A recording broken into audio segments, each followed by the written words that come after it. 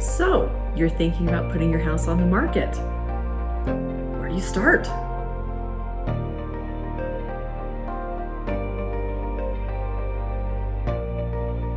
I'm Jenny Hendricks at Century 21 Prestige Realty, and let's talk about some basics that you need to know when you are getting ready to sell your home. Number one, find a good realtor. You should find somebody who is really familiar with your local market and has a detailed marketing plan that he or she can share with you and that you approve of.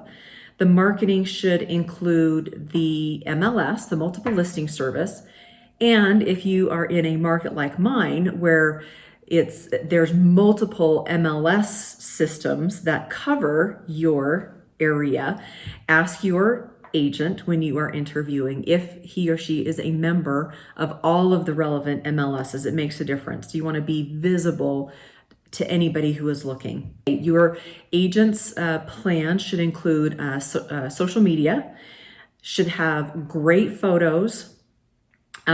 You should plan on having an open house if you want one. Sometimes people don't want to have that. Sometimes people do. It is a really great marketing opportunity. So talk to your agent and see if that's something that is included in their marketing plan. You also want your agent to have enough local experience to be a good negotiator. You want someone who's going to be an advocate on your behalf. So talk to them about kind of what they've done in the past, how they handle tough negotiations, and make sure you feel comfortable that you've got someone who is really going to come to the table with a skill set that will be beneficial for you and your sale. Number two, your agent should prepare a market analysis. This will help you determine where you want to be in the market. So this involves pulling comparable sales, what's active on the market, so what has sold, and what is your competition going to be. This will help you make a determination as to what your timeline is going to be. Do you mind if you sit on the market a little bit longer, maybe in exchange for a slightly higher sales price? Talk to your agent about those trade-offs and what's going to be a good fit for you. Now, in the market that we are in right now, many agents and sellers feel comfortable going right to the top of that price range. So have that very important conversation with your agent. Number three, we're going to get your home ready to sell. And this is something that can be a little stressful for some people, but let's take you through it. So for many sellers, the first step is a lot of decluttering.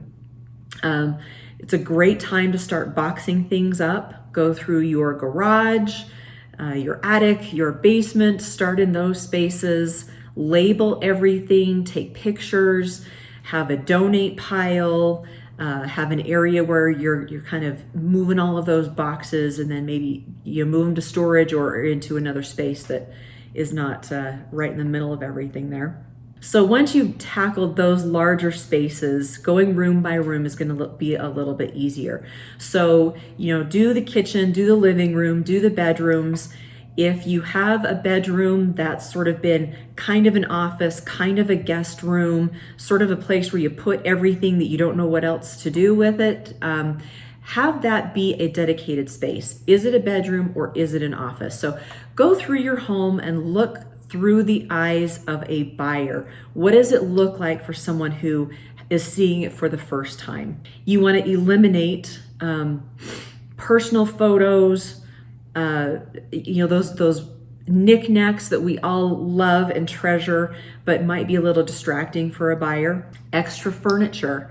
You want to make sure that all of the pathways are clear and it feels very open. You want a buyer to be able to imagine themselves there and their stuff there.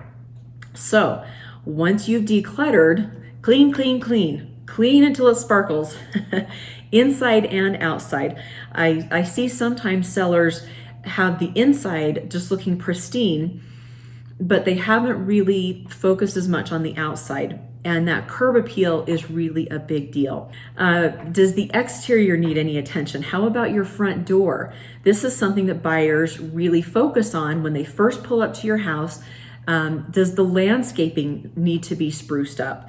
Does the front door need a new coat of paint? Take a look at things like that, and if there's anything that you can do to just kind of spruce up the exterior, that's going to help a lot with that curb appeal. Okay, on the inside of the home, is there any updating that needs to be done? Switching out light fixtures or cabinet hardware can be an inexpensive way to really update the look of your home. How's your flooring and paint?